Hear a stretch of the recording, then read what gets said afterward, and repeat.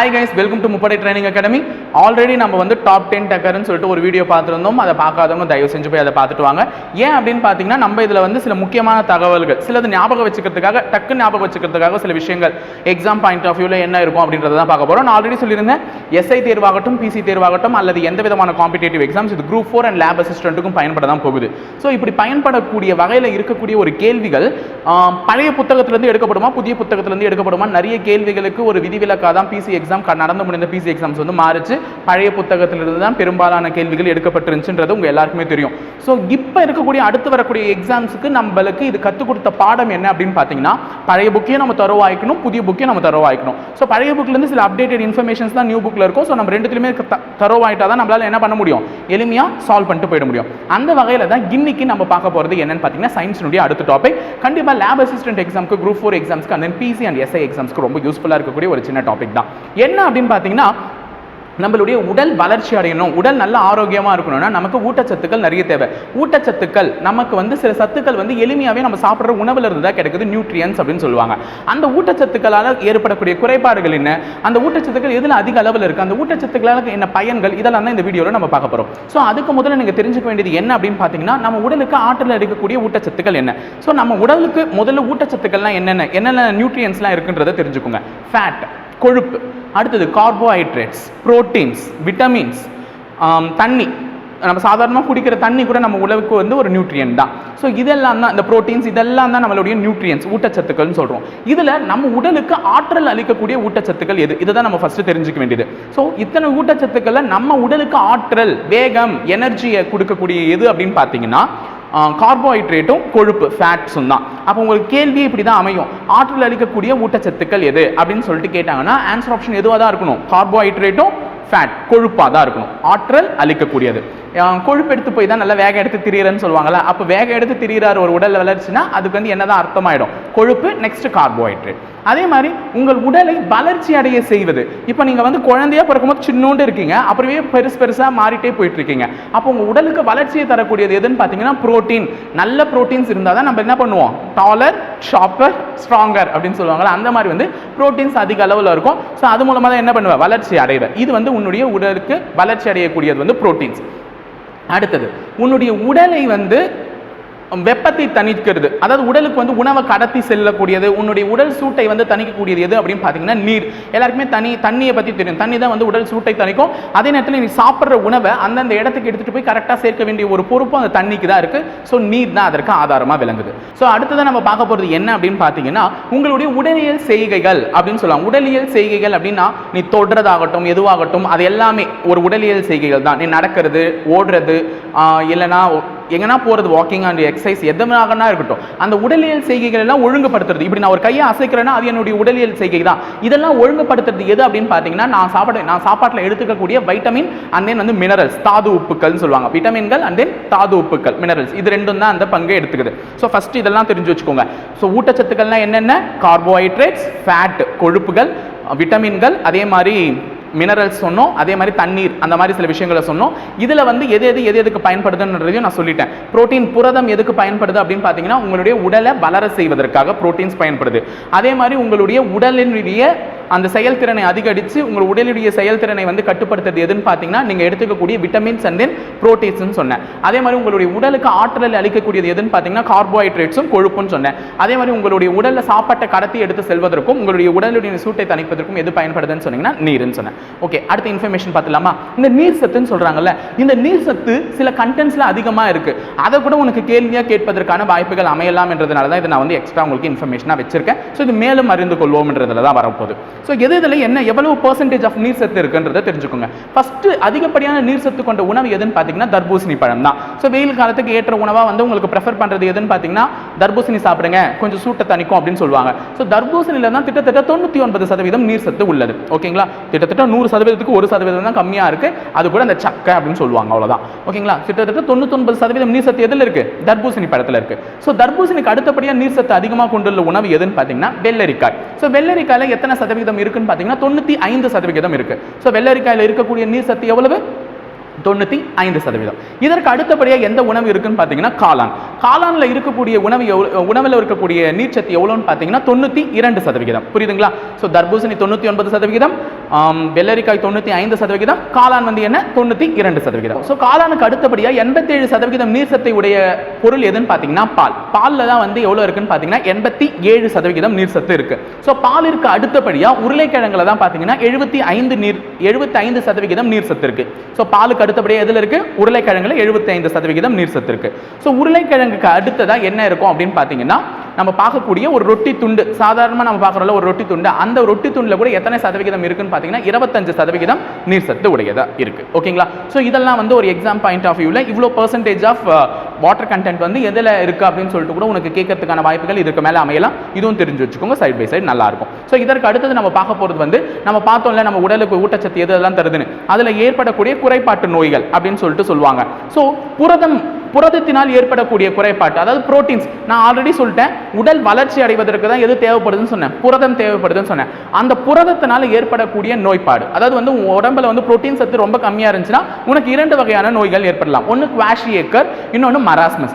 குவாஷியேக்கர் அப்படின்றது எத்தனை வயது குழந்தைகளுக்கு ஏற்படும் பார்த்தீங்கன்னா 1 to 5 வயதுக்குள்ள இருக்கக்கூடிய குழந்தைகளுக்கு ஏற்படக்கூடியது தான் குவாஷியேக்கர். ஸோ இந்த குவாஷியேக்கர் நோய்க்கான அறிகுறி என்ன அப்படின்னு பார்த்தீங்கன்னா வயிறு வந்து உப்பசமாக இருக்கும். சின்ன குழந்தைங்க கூட இருக்கும், குழந்தைகளுடைய கை கால்கள்லாம் ரொம்ப மெலிசா இருக்கும், ஆனால் வயிறு மட்டும் எப்படி இருக்கும்னு பார்த்தீங்கன்னா உப்பசமாக இருக்கும். ஸோ இதுதான் குவாஷியேக்கர் நோய்க்கான அறிகுறிகள். கிட்டத்தட்ட 1 to 5 வயதுக்குள்ளே இருக்கக்கூடிய குழந்தைகளுக்கு ஏற்படக்கூடிய நோய் தான் என்னன்னு பார்த்தீங்கன்னா குவாஷியேக்கர்.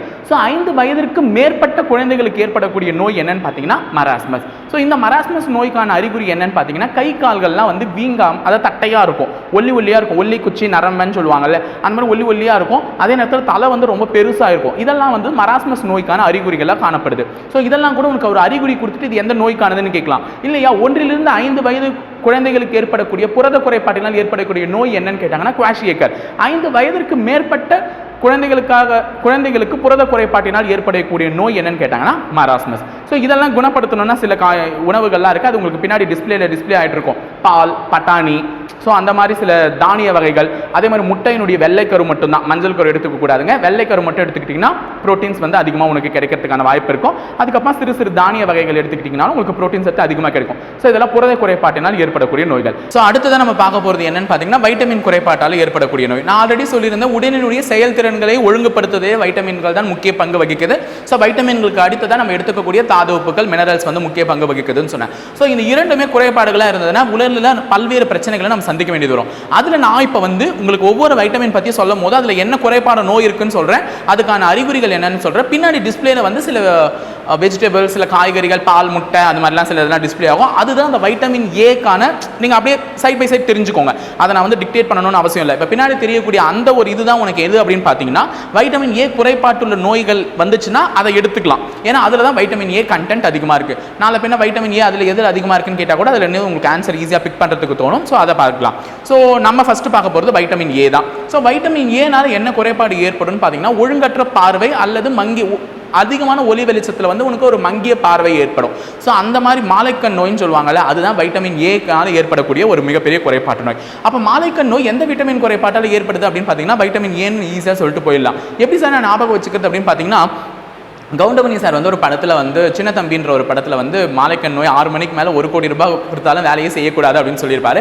அதில் வந்து அவர் வந்து ஆகுனா தகப்பா அப்படின்னு தான் சொல்லுவார். உன்னால் ஒரு நன்மைடா, நான் கரண்ட் பில்லு கட்டினதே இல்லைடா அப்படின்னு சொல்லிட்டு தகப்பான்னு சொல்லுவார். அப்போ அப்படின்னாலே வைட்டமின் ஏன்றது மாலைக்கண் நோய். ஸோ அப்படின்றது ஞாபகம் வச்சுக்கோங்க, மறக்கவே கூடாது உங்களுக்கு. ஓகேங்களா? ஸோ மாலைக்கண் நோய் எந்த குறைபாட்டால் ஏற்படுது? விட்டமின் ஏ குறைபாட்டால். அடுத்தது விட்டமின் பி குறைபாட்டால் ஏற்படக்கூடிய நோய் எதுன்னு பார்த்தீங்கன்னா பெரின்னு சொல்லுவாங்க. ஸோ பெரினாலே ஸ்பெல்லிங் பண்ணாலே நீங்கள் ஸ்பெல் பண்ணாலே தெரியும், BERI அதுதான் பெரியோட ஸ்பெல்லிங். அது மட்டும் இல்லாமல் பே அப்படின்னு வரும்போதே சொல்லிட்டு அந்த பின்றது வந்து பெரின்னு சொல்றாங்கல்ல. ஸோ அப்போ விட்டமின் பி குறைபாட்டால் வரக்கூடிய நோய் தான் என்னன்னு பார்த்தீங்கன்னா பெரி. ஸோ இந்த பெரி நோய்க்கான அந்த ஒரு அறிகுறிகள் என்ன அப்படின்னு பார்த்தீங்கன்னா ஒழுங்கற்ற நரம்பு, தசையில் சோர்வு இருக்கும். ஒழுங்கற்ற நரம்புகளை தான் பெரும்பாலும் பாதிக்கும் இந்த பெரின்றது. ஸோ அப்போ நம்மளுடைய தசைகள் என்ன ஆகும்னு பார்த்தீங்கன்னா சோர்வாகும். அதுதான் பெரி நோய்க்கான அறிகுறிகள். ஸோ விட்டமின் பி குறைபாட்டால் ஏற்படக்கூடிய நோய் என்னன்னு பார்த்தீங்கன்னா பெரி. அதே மாதிரி விட்டமின் சி குறைபாடு, இதுதான் அதிகப்படியான கேள்வித்தாள்களில் கேட்டிருக்கிறது. விட்டமின் சி குறைபாட்டால் என்ன நோய் ஏற்படும் அப்படின்னு பார்த்தீங்கன்னா ஸ்கர்வி சொல்லுவாங்க. ஸ்கர்வி அப்படின்னு சொல்லுவாங்க. ஸ்கர்வி ஸ்பெல்லிங் பண்ணீங்கன்னா ஸ்கர் அப்படின்னாலே கர்வ் அப்படின்னு ஞாபகம் வச்சுக்கோங்க. கர்வு, ஸ்கர்வினா கர்வுன்னு ஞாபகம் வச்சுக்கோங்க, சீல தான் ஆரம்பிக்குது. அப்போ இது விட்டமின் சி குறைபாட்டால் ஏற்படக்கூடிய நோய். அப்போ விட்டமின் சி குறைபாட்டால் ஏற்படக்கூடிய நோய் என்னன்னு பார்த்தீங்கன்னா ஸ்கர்வி. ஸ்கர்வினா என்னன்னு பார்த்தீங்கன்னா நம்ம பல்லுகளுடைய ஈறு இருக்குல்ல, அந்த ஈரில் வந்து ரத்தம் வந்து வடிகிறதா என்னன்னு சொல்லுவாங்கன்னு பார்த்தீங்கன்னா ஸ்கர்வி அப்படின்னு சொல்லுவாங்க. அதுதான் அந்த நோய்க்கான அறிகுறி. ஓகேங்களா, நம்ம பல்ல ரத்தம் வந்துச்சுன்னா அதுதான் விட்டமின் சி குறைபாட்டால் வந்திருக்கு அப்படின்னு சொல்லிட்டு பல்லு ஈறுகளில் ரத்தம் வருகிறது.